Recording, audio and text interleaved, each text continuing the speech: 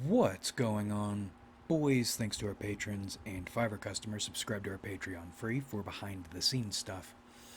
Arm yourselves, life stuff.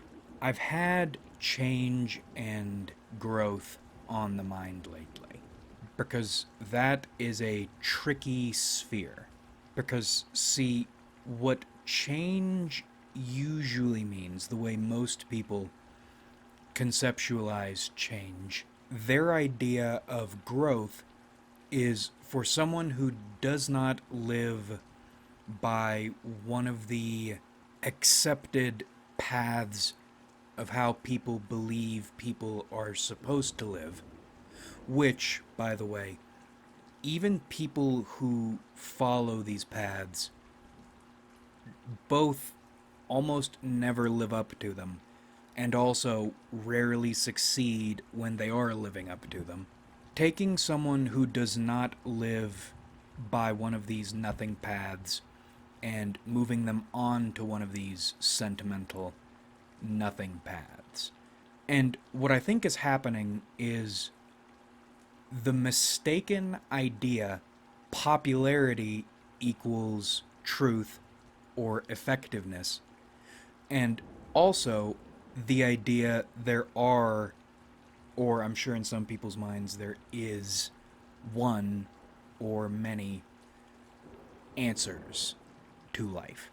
So when people subscribe themselves to the idea of one of these paths, they won't see success, but they'll get to live with the idea they will have success. Life philosophies are existential duck and covers, right? And that's not going to save you. And I think on some level, some people must know that. So that's where you get these philosophical evangelicals from. Converting people to your way of thinking means more people on your side. More people on your side means more writer. And why the hostility toward other systems of thinking or people developing their own systems of thinking? If there's another way of doing things, then the legitimacy of your way of doing things is threatened. And people can't just do their own thing. With an existential atom bomb looming over your head, many people need their little pine wood desk to feel safe, to function day to day. But those sorts of people, that way of doing things, which is the way most people do things, it can fuck up your growth development concept. Both in yourself, the way you perceive growth and development, and also externally, because if you open yourself to growth and development, these sorts of people come in hard and fast to try to use your knowing you need or want growth and development to try to force you onto their path, as in your blanket isn't protecting you from a nuclear bomb.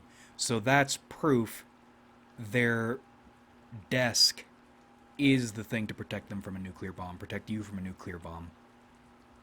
And they're relentless with this shit. It's like that thing that happens, that rut people get in. They don't want to admit they're wrong about anything.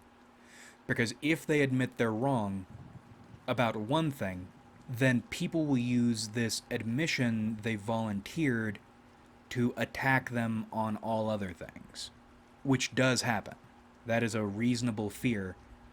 But the problem is if you allow yourself to do that, then you are shutting yourself off from ever fixing anything.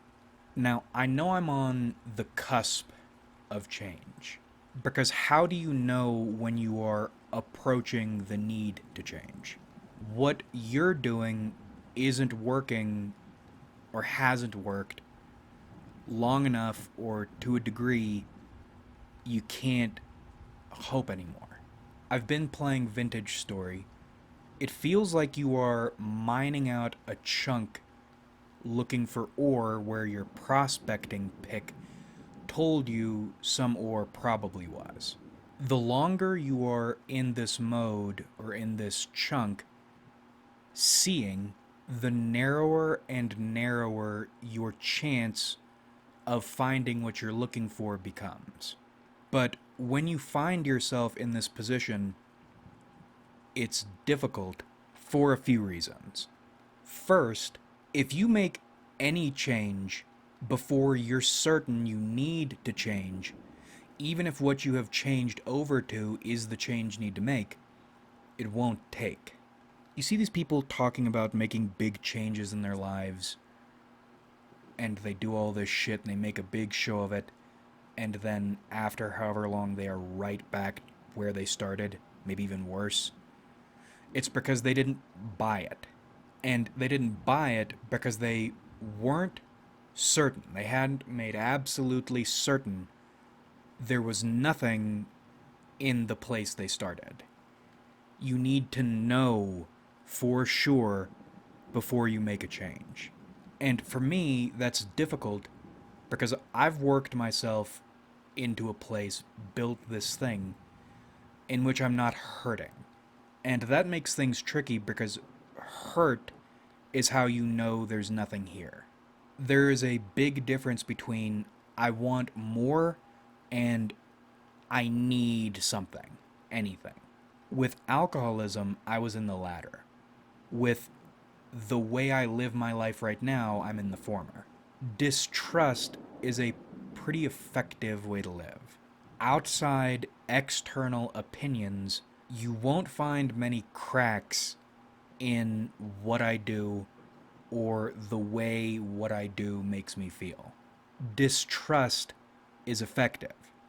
It gets me results. It's gotten me where I am right now, which is far from the top of the world, but it's a lot better than a lot of people have it, externally and internally. As in, I don't go around every single day feeling sharp, pointed pain and misery. I don't like life or people, and that's because life and people are not likable.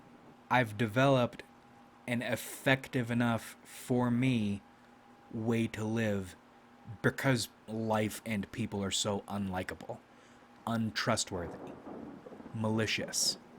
But I want more. In a vague, whatever more means way. And I think about this. I imagine different lives branching out, or the way life could branch out from where I am right now. More could mean people, connecting with people. The problem is people suck a dick. Maybe under the right circumstances, I could learn to live with that and not hate it and build a life system around it, but it wouldn't change the fact people fucking suck a dick. More could mean money. I could try to climb corporately, or I could go out in another direction. I have a nice foundation now.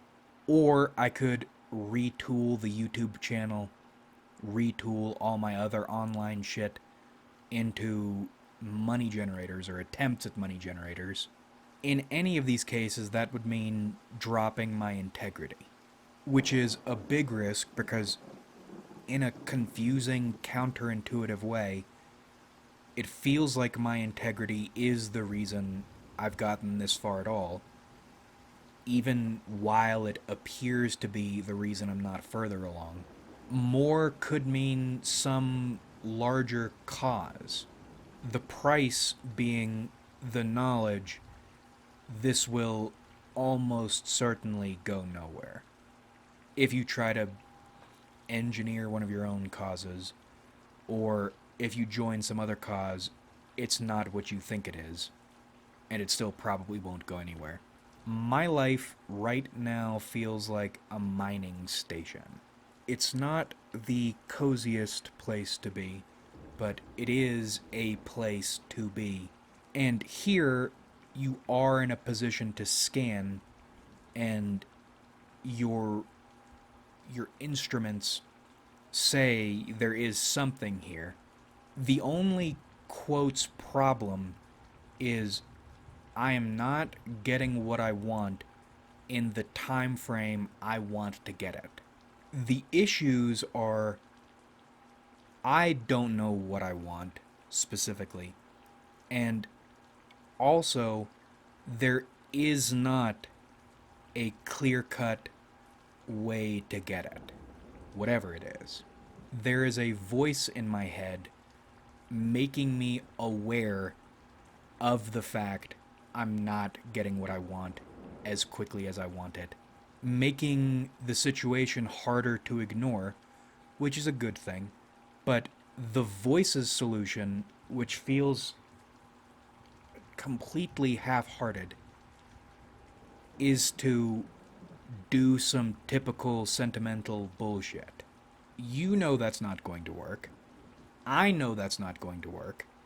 I know this is what you're suggesting because you have nothing else to suggest, which I appreciate. I appreciate the thought behind it. But let's be serious. This isn't like going out into the woods with just your shit on your back to look for something. This is like trying to cross an ocean to a destination you don't understand, carrying a trailer full of your shit with you. And boats don't exist in this world. My idea is slowly and deliberately to build a bridge, piece by piece. Because if you go into the water, you die. And still you don't know where you're going. But at the same time, if you stay on land, you'll spend your entire life on land. And you look at all these other people in the swimming cult saying swimming is the way to go. Everybody's jumping into the ocean and they're all drowning. They all always drown. Thousands of years, we don't have a one-size-fits-all solution to this life thing. You might think there is something to that. I'm not so desperate and suffering. I'm willing to throw away this mining station in favor of a big untested move. Because, well, two reasons. One, big untested moves usually don't work. And two, won't take... Motherfucker. Don't work generally, and don't take specifically here. And anything anyone will offer you is a duck and cover thing. And the problem with these duck and cover solutions is those might work. Well, no, they don't. They never work, is the thing. For some people, they can live their entire lives feeling secure. Never being secure, but at least feeling secure their entire lives. Because the odds they'll deal with a nuke are slim to none. You've been nuked a couple times, and considering your trajectory, you know you'll be nuked a few times more before the end. You've done the duck and cover shit before. That's why you know duck and cover is bullshit. You know you don't have time to stay where you are. Where you are is a bunker. It will protect you from nukes, but a life in a bunker is not a way to live long term. But you also know a lot of specific things and a general class of things not to do or that won't work, despite all the retards telling you that's what you should be doing. And I really don't want to violate righteousness or drop my integrity or my form of integrity, which is what trying to force a change would be, and usually always is. It doesn't work, and you're punished for it. You've had moments in your life in which you've experimented with some duck and cover bullshit, and you went outside what you know to work against your better judgment, against everything in you saying you shouldn't do this, and then you learned why you shouldn't do it. Most people exist to lure you into life traps. Your mutating is something you work out with yourself, which is what makes all of this so tricky, because it's the same voice taking different positions simultaneously. You need to do something, but all the options available to you are not the somethings you should do. And that's difficult because that's another thing. You always know when something is the something you should do. Always. And these somethings will present themselves to you. So, when you know it's time for a new something, but that new something hasn't arrived yet, you're in a tricky spot. I don't see a world in which I demean myself and deal with rotten, ugly, shit stinking peasants. And that's the thing that everybody pushes me to do. Always. Even professionally is the thing. I thought I had that mostly reasonably under wraps at work. Apparently I don't. I'm not masking my disdain as well as I thought I was. But the thing is, disdain is what you should feel for most people. This is learned on all fields. What happens when you try to look at people as equals, or you give them a say, or you do things for them when they haven't done anything to earn it from you or to buy it from you? They take advantage. Because there is no common man. There is no kinship with most other people. Because most other people aren't people. They are parasites. And the only effective way I've found to deal with them is to look at them like parasites and to treat them like parasites. And that's what the most successful and satisfied people on the planet do. These people are villains only insofar as you are subject to them. If you look at them from an outside point of view, or from a dealing with lots of people point of view, what they do makes complete sense, outside a few things.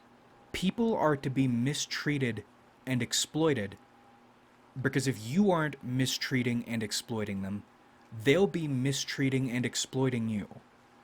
That is the way it goes. And this is not a neutral way of nature appraisal. This is a personal, emotional, learned it appraisal. The only reason I'm not doing what they're doing is I don't have the resources to. And the only reason... Well, that's the thing. If you gave me the resources right now, I would be doing exactly what they're doing. That's what this... It's fucking weird. It's like I've gotten into an elite mindset without the elite resources. So maybe where we are right now is a place we can return to later, but we won't get the resources we need to get playing the game this way right now. But yeah, people are always pushing this be nice shit. I'll be nice when people give me reasons to be nice. I'm very nice to people who give me reasons to be nice. And I say this to anybody. If that is the way you want to live your life, by all means, go ahead. Don't push that shit on me, right? People love the non-aggression principle. I feel comfortable because I don't push shit on people. I don't impose things. In the sense, I don't go into your house and shit on your rug. Don't come into my house and shit on my rug. You can shit anywhere you want, as much as you want, in your house. But don't come into my house and shit on my rug. I think the answer is people related. I don't think the answer is opening my doors to and being friendly with shitty parasites. The idea that that's what you should do is a very European perspective. But the spirit of the United States is to go somewhere else and build a better treehouse with blackjack and hookers. Telling you to fuck yourself, going somewhere else, building something better, and then not letting you in is what we do. We are a nation of all colors, creeds, and kinds, telling all colors, creeds, and kinds to go fuck themselves. We're the greatest. I think the answer might be to focus on bringing in or locating the people you do want to deal with, making that a focus, and then figuring out how better to deal with them. I'm wondering if that's what it is. You don't take risks on everybody, but you do take risks on people who have passed or jumped at least a few of these unseen hurdles they didn't realize they were jumping. Because that's one of my problems that, yeah, that is a real serious problem. Even once I've identified people I might or who could be greater in my life, I almost lock up with them more, or lock down with them more. That's really holding me back. The way I'm living right now, it's like the goal is to grow these grand, terrific trees, just a few of them. But the lands, the fields, keep getting covered up with weeds, and my solution has been to burn all of it with a flamethrower and then put salt all in the dirt and piss on it and tell it to fuck itself every day. That's probably exactly what it is. And why do I do that? And furthermore, why do I focus on the distinction between hatred and resentment so much? It's because it's important. I do this, or I act this way, with people I should be trying to get closer with, the few, because of resentment, not hatred. I resent people, or, well, I mean, I hate people, but I resent people I'm close with because so often in my life, for some reason, I have no idea why, I still, to this day, don't know what it is. Whenever I lower my guard completely and am myself as much as I can be, I get instantly and overwhelmingly punished for it. I've grown to where I am because I learned thoroughly just being myself was a bad idea. People hate me for me. And that grew into resentment with the idea of being close with anyone, because it seems like so many times you'll be exactly who you are once you finally think you're able to, and it destroys everything. And that creates resentment, different from hatred.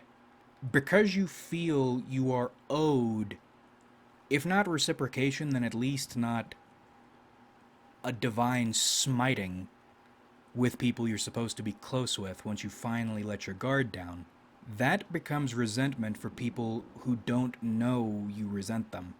And it makes you keep yourself from them. On one level, to protect yourself, yes.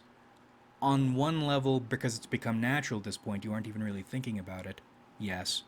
But also, on another level, because you're telling them to go fuck themselves in this unconscious way, because you feel antagonized by the possibility, or the idea of the possibility you could be close with someone.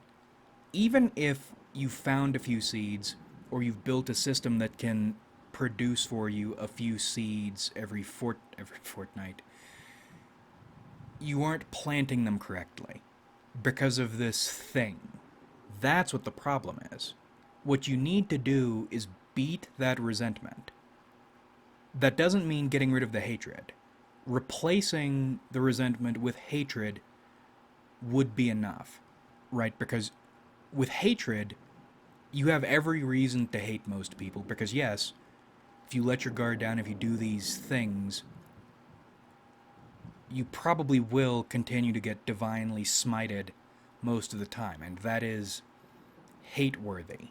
But the only way you'll progress is to take that pain so you can get a few successful rolls and move on to the next level or the next thing. But if you stay in resentment and you never do this, then you can sit in your bunker for as long as you want and collect a couple seeds per year for as many years as you want, and you'll still never progress, because even though you've built a system that allows you to stay safe and collect the resources you're supposed to collect, your resentment is keeping you from using those resources the way you need to use them. That's the problem. So ironically, as things usually go, the answer is to take more pain, not less. And take it where it hurts most in the hurtiest way you can take it. That's usually how you do anything, how you get anywhere, but it's always a game trying to figure out what sort of pain you need to get and where you need to get it. You need to start taking that deep emotional pain from the people you don't want to be taking that emotional pain from. I think that's how you'll start getting to the next level. So the title of this video is correct. We are staying course, but we're staying course better. You're investing in the nobility, not hoarding your wealth, and also not, quotes, equally distributing your wealth. And I have online examples for this, yes, but I have this even in my professional life. Right now, there is one woman who is probably a good bet professionally. And she actually made moves to try to get us closer. And I shot that down not for, well, tricky. I shot it down because I don't like getting stabbed in the back by anybody. That's why I'm not friends with people. I have lots of acquaintances, no friends. Because I don't want friends. Because friends are pain. And that rationale, the problem is that rationale works with everybody. But with most people, there are many and glaring reasons not to be close to them. As in, if you invest in this person, immediately you're going to get stabbed in the back. Other people, this few other people, there are reasons not to trust anyone. If you want to stay safe, you shouldn't trust anyone, because those reasons are in everyone. But if your game is to get higher, then there are people who are safer and better to invest in or to take the risk with than others. Even if, with most of them, that risk won't pan out. You will get stabbed in the back. If you never make these investments or take these chances, you will never go anywhere. And right now, there is someone I could be investing in professionally, and I haven't been, out of this resentment and fear. 2026, maybe we'll work on that. But this is why you make videos. This is why I'd be making videos. I was making videos with no audience all those years ago. You learn things. When I started this video, I was not expecting to stumble into a potential answer here. But here we are. We will continue to disdain the peasants and fuck the peasantry up its ass, but we will take efforts to invest in the nobles instead of unconsciously resenting them and protecting yourself from them. You can change that resentment into hatred because they are, I mean, there's plenty to hate in them too. But that is a risk you should take. I'm telling you, you should do YouTube. Like if you enjoyed, subscribe if you haven't.